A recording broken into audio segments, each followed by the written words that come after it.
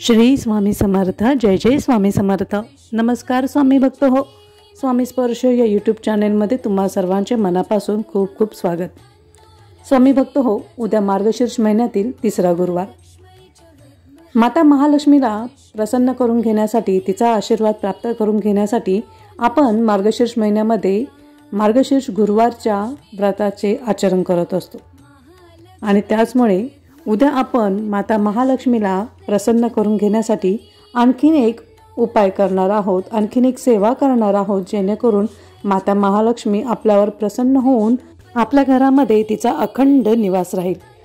तर हा उपाय काय आहे ते जाणून घेण्या अगोदर जर तुम्ही चॅनेलला नवीन असाल तर चॅनेलला नक्कीच सबस्क्राईब करा आणि अशाच नवनवीन माहितीपूर्ण व्हिडिओंच्या नोटिफिकेशनसाठी बेल बटन नक्की दाबा।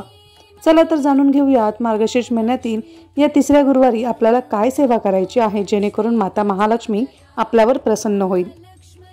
आपल्या सर्वांना माहिती आहे की देवी मातेला प्रसन्न करून घेण्यासाठी आपण कुंकुमार्चन करत असतो।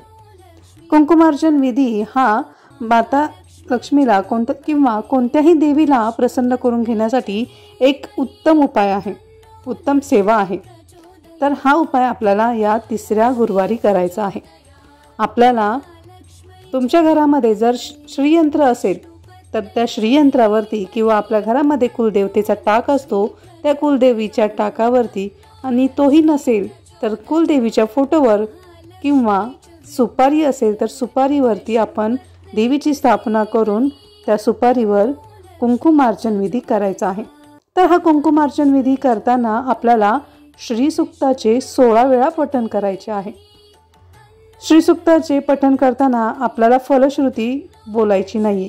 15 वेळा आपल्याला श्रीसूक्त बोलायचे आहे आणि 16व्या वेळी आपल्याला फलश्रुतीसह श्रीसूक्त बोलायचे आहे। तर अशा पद्धतीने आपल्याला हे श्रीसूक्त म्हणून कुंकुमार्चन करायचे आहे। त्याचप्रमाणे उद्या पंचमी देखील आहे, त्यामुळे ललिता सहस्त्रनामाचे पठण देखील आपण या श्रीयंत्रावरती करू शकतो। श्रीयंत्रावरती कुंकुमार्चन करताना आपण ललिता सहस्त्रनामाचे पठण देखील करावे। तसेच या श्रीयंत्रावर किंवा आपण ज्या फोटोवर किंवा मूर्तीवरती कुंकुमार्चन विधी करणार आहोत ते करताना आपण जर काही मंत्रांचा जप केला तर ते देखील आपल्याला अत्यंत फलदायी ठरणार आहेत।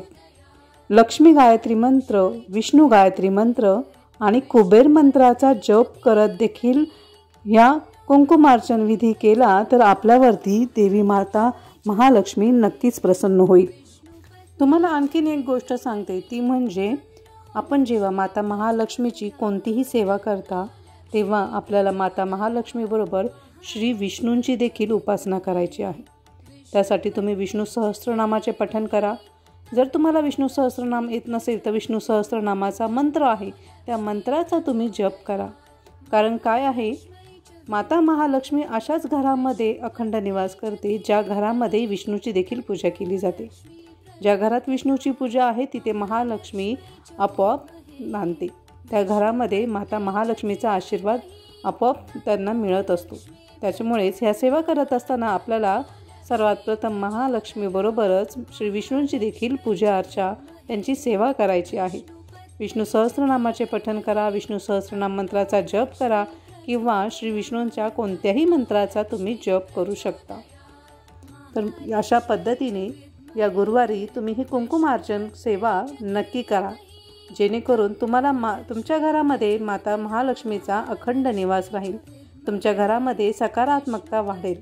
तुमच्या घरामध्ये जे काही क्लेश असतील ते दूर होण्यासाठी या कुंकुमार्चन विधीमुळे फायदा होत असतो। तर हा माहितीपूर्ण व्हिडिओ तुम्हाला कसा वाटला ते कमेंट बॉक्समध्ये मला नक्की कळवा आणि जास्तीत जास्त लोकांपर्यंत शेअर करा। कमेंट बॉक्समध्ये श्री स्वामी समर्थ, जय माता महालक्ष्मी नक्की लिहा। तोपर्यंत श्री स्वामी समर्थ, जय जय स्वामी समर्थ।